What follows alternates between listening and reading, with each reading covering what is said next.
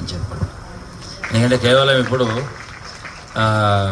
ఈ ఒక్క శ్లోకాన్నే వారు చేస్తూ ఉండడానికంటే కూడా ఆ సర్వమంగళ మాంగళ్య ఇత్యాది జ్ఞానినామపి చేతాంశి దేవి భగవతి హిసా బలాదా కృష్ణమోహాయ్ మహామాయా ప్రేచితి ఇవన్నీ కూడాను వారి చేత సప్తశ్లోకి ఒక చేత మనము వారికి పారాయణే ప్రధానమైనటువంటి అంశంగా ఒకసారి సంకల్పం చేస్తాం. జపానికి మీరు చెప్పినటువంటి శ్లోకము ఇదే మేము చెప్పినటువంటి మాట కూడా కాదు, విధుశేఖర భారతీ స్వామి వారు కూడా చెప్పారు. వారు 108 సార్లు పలికిచ్చారు కూడా. ఈ మాట ఎందుకు మనం స్మరించాలి అంటే ఏదైనా ఒక అద్భుతం జరిగినప్పుడు దాన్ని ప్రజలకందరికీ అందించవలసినటువంటి బాధ్యత.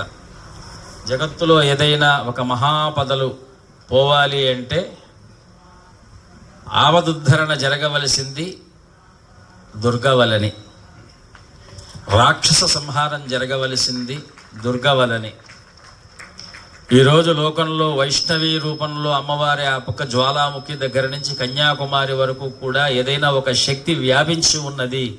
అందులో భ్రమరాంబ శక్తి అయినా, చండీ శక్తి అయినా, కన్యాకుమారి శక్తి అయినా, ఇంకేదైనా ఆ పక్క వైష్ణవి జ్వాలాముఖి శక్తి అయినా, కాశ్మీర్లో సరస్వతి రూపమైన, ఇప్పుడు మనం 18 శక్తిపీఠాలు చూస్తూ ఉన్నాం.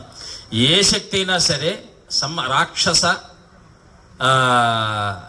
ధర్మానికి కలిగేటువంటి గ్లాని నివారణార్థం అవతరించినటువంటి అవతారాలు. ఆ అవతారాలన్నీ కూడాను మార్కండేయ పురాణంలో మార్కండేయ మహర్షుల వారు 700 శ్లోకాల్లో చెప్తే అది కూడా చదవలేనటువంటి వారికి గురువులైనటువంటి వారు 7 శ్లోకాలలో సారాన్నంతా కూడా కుదించి మనకు చెప్పారు. ఆ 7 శ్లోకాలు పారాయణ చేయటం వల్ల కేవలం మనల్ని మనం ఉద్ధరించుకోవటం కాదు, జగత్తులో వచ్చేటువంటి ప్రమాదాల నుంచి మనం ప్రకృతిని కాపాడేటువంటిది. మీరు చేయాల్సింది జపం చేస్తే నాకేమొస్తుంది అని మీరు చూడకూడదు. ప్రకృతిలో ఆపదలు, ప్రకృతిలో ప్రమాదాలు, మా పక్కన ఉన్నటువంటి వారు, ఎదురుగా ఉండేటువంటి వారు, మేము నడిచేటువంటి తోటి వారందరూ కూడా సౌమనస్కులై సౌమ్యమైనటువంటి శాంత భావనతో ఉండాలి అని చేస్తే అప్పుడు ప్రపంచంలో ఆనందం వస్తుంది తప్ప మేమొక్కరం బాగుండాలి అనుకుంటే ఆనందం మన దగ్గర ఉన్నా కూడా పక్కన వాడు బాధపడుతూ ఉంటే ఏదో ఒక రూపంలో జలము పక్కింటి వరకు వచ్చిన ప్రళయం మన ఇంటికి రాదా చెప్పండి. కాబట్టి ఎక్కడికి ప్రళయం రాకుండా ఉండాలి, అందరూ కూడా ఆనందంతో ప్రమోదంగా ఉండాలి, ఎవరూ కూడా ఆనందం లేకుండా ప్రమాదాల్లో పడకూడదు.